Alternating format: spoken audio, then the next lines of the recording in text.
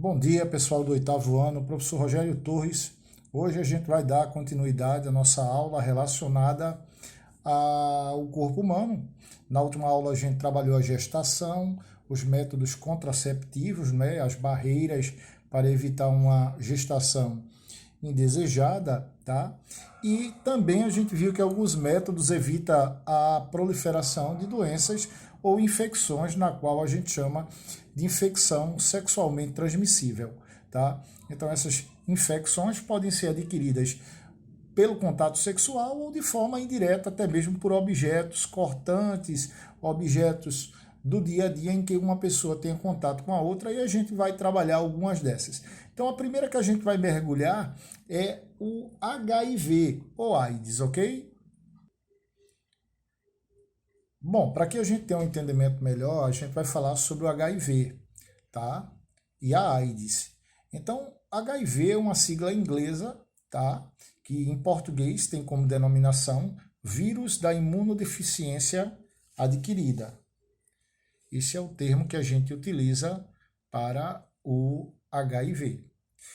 Esse vírus é o vírus que causa, a síndrome da imunodeficiência adquirida, que também é uma sigla que vem do inglês, que é conhecida como AIDS. Tá?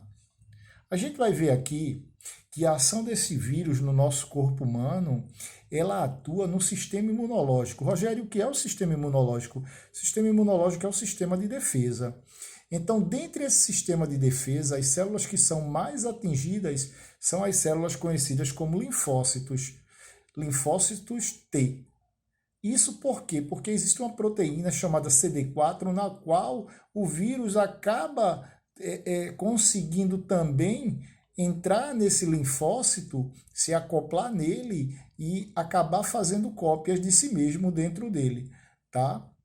Então, o que ocorre? Depois desse vírus se multiplicar, o vírus do HIV ele acaba estourando, ele rompe o linfócito, que é um termo que nós usamos chamado de lise, e aí ele destrói aquela célula e busca outra célula para poder infectar também. Tá? E essa infecção continua, e aí sucessivamente. Até porque o sistema imunológico ele acaba não detectando a presença desse corpo estranho. Aí a pessoa infectada pelo vírus do HIV, ela agora fica sujeito a adquirir diversas outras doenças, que são chamadas de doenças oportunistas, como pneumonia, tuberculose, sapinho, enfim. Na maioria das vezes, o paciente ele morre, na verdade, por causa dessas doenças oportunistas, tá? Então, a AIDS ela não vai matar propriamente dita, ela vai destruir a defesa do corpo, fazendo com que várias doenças oportunistas venham se manifestar. Então, a gente tem uma foto aí nos anos 80 para os anos 90, a banda Legião Urbana, uma banda de grande importância no cenário nacional, o cantor Renato Russo ele desenvolve essa doença, justamente outros também, como o Cazuza do Barão Vermelho, tá? E outros atores também que acabaram se contaminando. Então, o Renato Russo ele morre, ele falece devido a complicações causadas por HIV. Isso não só foi ele não, tá? Então, a gente tem o Magic Johnson. O Magic Johnson também era portador de HIV, tá? Lembrar que ter HIV não é a mesma coisa que ter AIDS, tá? Existem muitas pessoas que são soro positivo, ele tem um HIV, mas o HIV ainda não começou a destruir as células dos linfócitos do corpo dele. E aí eles vivem anos e anos sem apresentar sintomas e tampouco desenvolver a doença. O grande problema é o seguinte, apesar dele ser portador do HIV e não ter a manifestação da doença, ele poderá passar para um parceiro ou outra parceira e esses parceiros aí poderem desenvolver, a AIDS. Outra aqui, noção que a gente precisa trabalhar em cima dele é a origem do HIV, tá? O HIV, ele surgiu a partir de um vírus chamado de vírus SIV. Esse vírus SIV é um vírus da imunodeficiência símia. ele é encontrado no sistema imunológico dos chimpanzés e do macaco, tá, africano. Então, esse SIV, ele não causa danos consideráveis aos macacos. Porém, ao ser transmitido para o homem, o vírus que é altamente mutante, ele muda o DNA dele, deu origem ao HIV. Rogério, mas como assim? O macaco passou o SIV ao homem e esse SIV houve uma mutação originando o HIV? Sim, em alguns países africanos existe o hábito de se comer carne, não é, de macaco, vendida em feiras livres. Então come o cérebro do macaco, a carne mal passada. Porém, não é, na presença desse sangue desses animais, há a presença de SIV. Então a gente vê aqui que o SIV transmitido pelo chimpanzé deu origem ao HIV-1, tá? E a gente tem o HIV-1 e o HIV-2. O HIV-1 é a forma mais mortal e transmissível do vírus. Já o SIV, transmitido pelo macaco verde, que nós temos a foto dele aí abaixo, ele deu origem a outro tipo ou outra versão de HIV. Então, é o HIV-2. Essa versão do HIV-2, ela é menos agressiva e ela demora mais tempo para destruir o sistema imunológico, que é o sistema de defesa do indivíduo. Tá?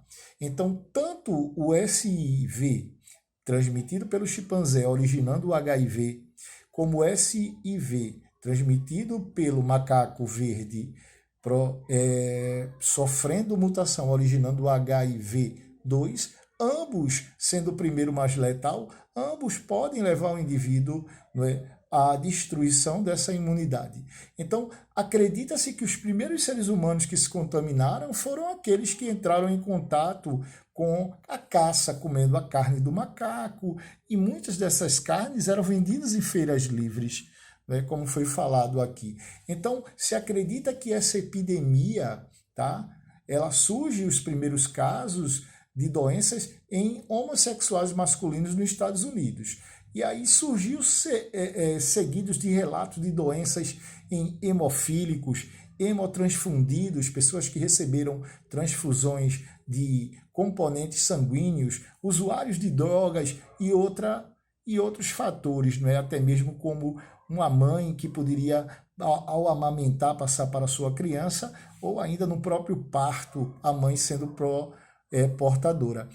Porém, não se sabia a causa, não é? Então não se poderia dizer que só ocorria em um grupo, tá? Aí a gente vai para 1983 e os cientistas eles isolam um vírus com atividade de transcriptase reversa, tá? Então ele consegue aqui surgir a primeira indicação de que a AIDS seria causada por um retrovírus, um vírus que tem RNA, inicialmente chamado de LAV, onde posteriormente é chamado de HIV-1.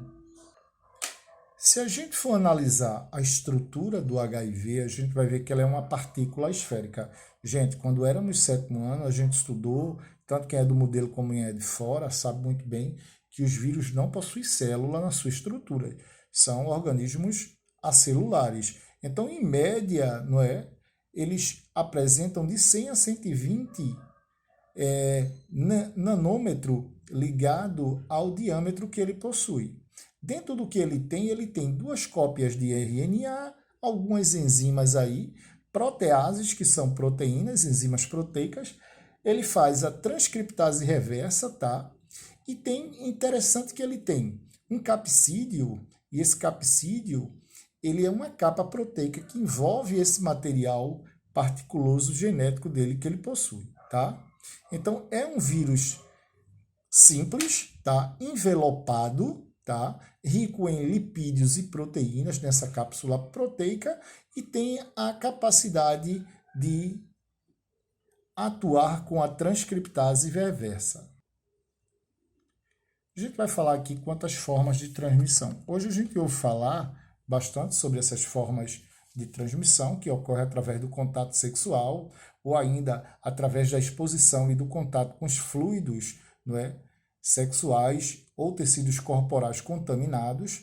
Também a gente pode encontrar a contaminação sendo da mãe infectada para o filho durante a gestação, parto ou amamentação, e também do compartilhamento de seringas, não é? Através do uso de drogas, tá? Então, a maior parte da infecção ela ocorre pelo contato sexual, tá? A via de contato sexual sem proteção, ela acaba fazendo com que essa contaminação ela ocorra de forma mais intensa. Então, uma das maneiras ou de criar uma barreira eficiente contra a infecção sexualmente transmissível que do HIV e de barreiras contraceptivas é o uso da camisinha, tá? Outro caso que a gente estava falando, que uma via de transmissão que é muito frequente em usuários de drogas, porque usam a mesma seringa para compartilhar e reutilizar seringas, então isso acaba ficando fluidos corporais, não é? De sangue, fluidos intersticiais do próprio corpo, nessa agulha entre o espaçamento onde fica a agulha localizada ali, e acaba sendo passado para outra pessoa, tá? Então, isso também se encaixa, não é, em questão de acidentes. Por exemplo, profissionais de saúde que podem contrair o vírus ao se ferir manipulando material contaminado. É outra maneira que pode ocorrer utilizando esse material, perfuro cortante, mesmo sem ter a utilização com drogas, utilização, não é, ocupacional por profissionais de saúde. A gente sabe que tem a transmissão por meio da mãe infectada para o filho, não é? Essa transmissão é chamada de vertical, como a gente coloca, e geralmente a infecção ocorre no útero, tá? A mãe passa para o filho no útero durante a gravidez, podendo também ocorrer no próprio momento do parto ou ainda na amamentação. Então, se na falta de um tratamento, tá, em relação a esse período gestacional, a taxa de transmissão da mãe para o filho durante a gravidez, parto e amamentação geralmente é de 25%. Agora, quando a mãe ela é portadora, ela desenvolve o bebê dela e ela realiza a terapia antirretroviral, ela vai tomar medicações e faz um parto cesariano, essa taxa de transmissão, essa taxa em que o bebê dela possa vir desencadear o HIV é apenas 1%. Então, isso é importantíssimo, não é o pré-natal, para que possa fazer todo esse levantamento. Aqui a gente vê a replicação viral, como vai ocorrer, não é? E aí, o patógenes do vírus, não é? Após se infectar com HIV, o indivíduo passa por diferentes estágios clínicos da infecção, até chegar ao estágio de AIDS, que é a síndrome da imunodeficiência adquirida. Ao ser contaminado, a pessoa é classificada como soro positivo. Então, soro positivo é aquela pessoa que tem o HIV. A AIDS, na verdade, representa o estágio mais avançado da infecção, ou seja, quando o sistema de defesa, o sistema imunológico, ele já se encontra bastante agredido, destruído e comprometido. Então, assim que o HIV ele entra no nosso organismo, imediatamente ele ataca células da defesa, que é a célula imunológica. Então, dessas células imunológicas, as células mais preferidas são os linfócitos T, certo? Então, quando esses vírus eles entram na célula, ele acaba utilizando essa célula como uma fábrica de vírus. Então, ela altera a função dessa célula. Em vez da célula vigiar o nosso corpo, agora a célula vai fabricar mais HIV. E aí, dessa maneira, o vírus acaba se multiplicando e destruindo grande parte de nossas células, acabando com a defesa do nosso organismo, tá? Então a gente vê aqui que alguns sintomas eles são desenvolvidos, porém, no entanto, são capazes de transmitir o vírus para outra pessoa, mesmo sem essa manifestação, pode ocorrer essa transmissão. A gente vai ver aqui que ao desenvolver a AIDS propriamente, a nossa defesa ela começa a ser atacada de forma mais intensa pelo vírus e a pessoa começa a apresentar vários sintomas ao mesmo tempo. Vê quanta distribuição de problemas, não é? Gânglios linfáticos inchados, febre alta, tosse seca, suor noturno, dor no corpo, cansaço, perda de peso, desenvolvimento de cândida, tanto na boca quanto na genitália, diarreia constante. Então, isso são algumas, não é, características ou sintomas que vai ocorrer nessa fase aguda. A gente ainda vai ver aqui, ó, que outras infecções podem vir surgir, tá, devido a esse enfraquecimento, como o sarcoma de Kaposi, o SK. Aí a gente tem a figura do meio, tá? A gente tem aí a cândida, tá? Na região oral ou também na região vaginal, pode vir ocorrer pela presença de fungos. É a figura que a gente tem um menino ali mostrando a gengiva dele. Então, esse sarcoma de Kaposi é uma forma agressiva, tá? Que ocorre como um câncer maligno, tá? Então, a gente vê aqui que ocorre infecção bacteriana, sífilis, tá aí, a gente tá vendo, tuberculose, doenças como câncer, sarcoma de Kaposi, linfomas, candidíase, micose, meningite, histoplasmose, todas essas doenças podem, né, doenças oportunistas podem vir a se desenvolver. A gente vai ver aqui que ainda vão surgir outras infecções virais, tá? Hepatite, herpes zoster, que a gente chama de cobreiro, HPV, verrugas genitais anais, cervicais, diplasia, câncer. Então, a gente vê aqui que é umas condições de infecções, tanto virais por protozoários, como também condições neurológicas e condições de complicação, tá? Mais adiante aqui eu tenho umas fotos que eu prefiro não mostrar, tá? Então são fotos de como os estágios dessas doenças, dessas infecções, agindo ao mesmo tempo, ela vai ocorrer, certo? Gente, a gente vai parar por aqui. A gente tem a gonorreia, tem sífilis, tem a clamídia para poder falar da infecção e desse tratamento. Muitas dessas doenças ainda são doenças antigas e estão presentes no nosso dia a dia. Então eu vou deixar a página 245 até a página 247. Então vocês vão fazer a 245 até a 247. Sexta-feira a gente corrige, tá? Façam ela, sexta-feira a gente corrige essa página, tá? Fiquem com Deus e até a próxima.